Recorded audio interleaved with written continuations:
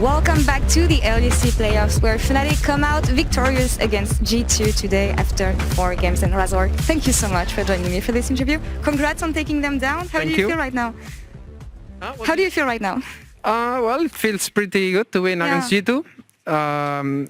Honestly, I think the games went our way, except the second game that we had really unlucky fights, but pretty happy with how we played. Yeah, it was a very nice game and clean games also from you, the ones you won. We talked in the pre-show about things being difficult when it comes to draft against G2, considering the fact that they can play lots of champions and sometimes champions that other players are afraid to play. How did you work around this when you prepped against the team? Well, we have also really good answers against the champs in the meta. We are like really adaptive to that sense, and we actually came out with better drafts today, in my opinion. We were really under control. Even in the second game, I think our draft was not too bad. It's just like playable, but we didn't play too good the early game, and they just take over the game. But overall, it wasn't too hard to play against G2 draft. Nice. Well, yeah, you did well indeed. I asked Dylan about blue side being so dominant so far in playoffs. Do you have an opinion on that and the fact that teams mostly win from blue side, except you, of course, in the last game? I mean, I guess there are just many AD champs that they're OP. Yeah. So either you trade them or you just get with the Jinx, the Seri that looks really strong. Or in the jungle, there is like popular Hecarim pick and stuff.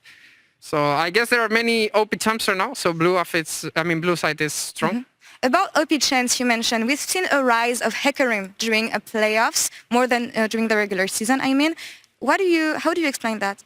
The fact that we see more the champions? I mean, I guess it's because of when Gore Drinker got nerfed, I guess the Turbo Kentank is more valuable on jungler because it's like really cheap item, and Hecarim is the best champ to play with Turbo Kentank, I guess. Indeed. I want to show you something. During the last game and the last play, actually, we're going to look at the screen here.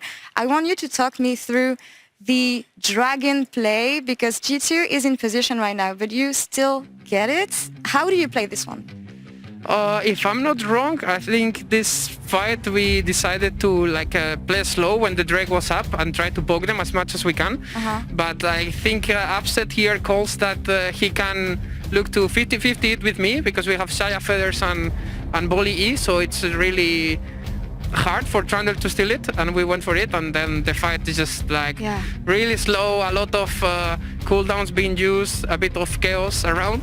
But here we just call that we have Cillian ult still, so we just go ham on them and we ace them. Or we actually don't ace them, but we kill both carries, so we went for the end. But I think the way we played this fight was pretty good, I guess. I would say I wasn't too focused on what LeBlanc and Nar did, but Healy, Upset and me, we were like as a unit and we did pretty good, yeah.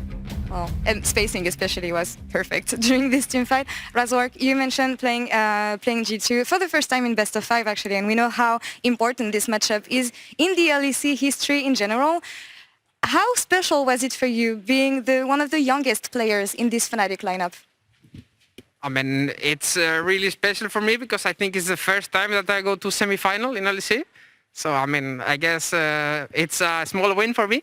And personally, it just feels like I'm the youngest player in the team, but I feel like I'm the captain most of the time in the game. Like when the early game hits, or I feel like really confident, I raise my voice, and you know that something good's gonna happen. And when I pick a champion like Bolly, I have so much freedom to play aggro because there is no tower. So I just raise my voice and say, we are going for this. And my team will follow, and sometimes good things happen, but sometimes some int happen. But it's worth it to try, no? Yeah, it is worth it. And there's some flips sometimes. Exactly, and this is what makes you a clutch player indeed, and I'm super happy to see that you're taking your responsibilities as a jungler. And you anticipated my last question. You'll be playing your first semi-finals against Rogue. You saw them yesterday. What's your take on the team and your ability to take them down next week? I think Rogue is a team that plays really control and structure. They don't do many mistakes. So I guess against them, it will be even more slow game probably. I have no clue. Depends of what version of Malrang comes If he decides to be the perma-gank and see what happens, then the game will be over level 5 for either team. Depends if he gets a gank off or not. But lately, I think he has been playing more control and discipline. And I think it's going to be a really interesting best of 5. Yeah. Ice and fire, I think, for this best of 5. Razork, thank you so much for the interview. Congrats again on taking down G2. And you guys don't go anywhere at home because we're here for PGL with Humanoid, Shox, and Nymeria.